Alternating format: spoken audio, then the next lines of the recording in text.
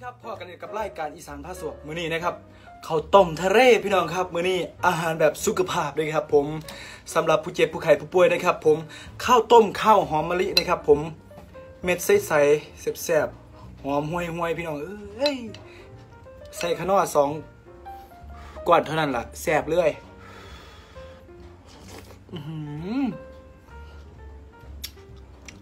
ข้าวแซ่บแห้งข้าวหอมมะลิมันสีหอมเด้อข้าวต้มตลาดอันข้าวแข็งบ่แซ่บส้มเม็ดใหญ่ๆคือขีดไข่ค้าง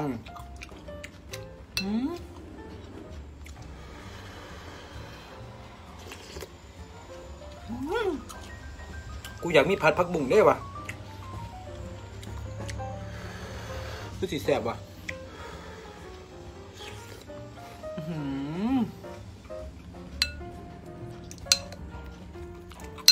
แบบอ้ายห่วยๆเลยนะครับ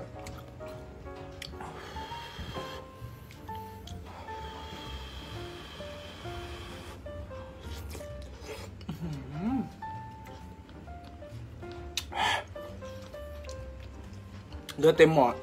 ไปทีมาเอา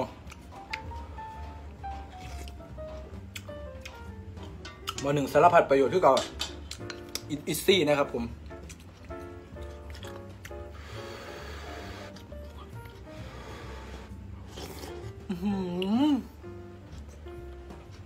เจ้าคิดบึง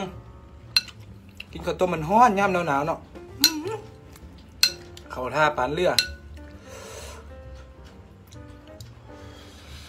ย่างมือเศร้าสิกระแสบ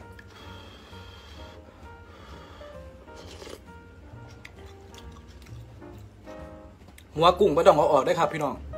มันกุ้งนี่แห้งแสบได้เปื่อยใส่ข้าวต้มเว้ยเนี่ยพริกอย่างเดียวฮ้อนเขาแรงมานี่ล่ะต้มเขา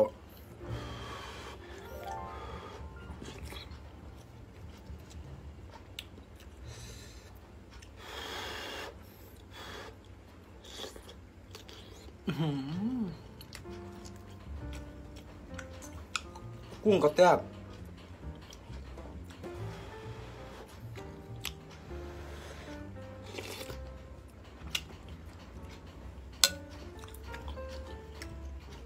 แทบไม่ดีเดียว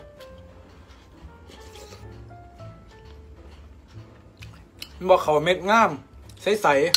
ๆเขาหอมมะลิไหมว่าเป็นเขาคือจังตลาดเขาเห็ดเด้ตลาดเห็ดเขาคือจังขี่ไข่ค้างนี่เม็ดเงี้ยๆเงี้ยเห็ดค้างย่างอยู่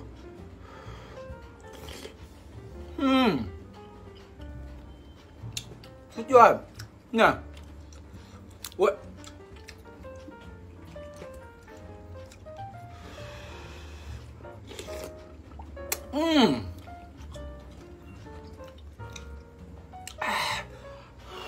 มันนี่งอนบอกพริกครับผม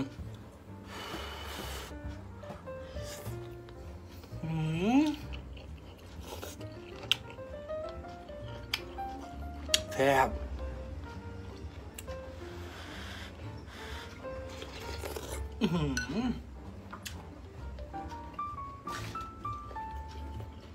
ห้าวแดงเต็มบ่าว่ะ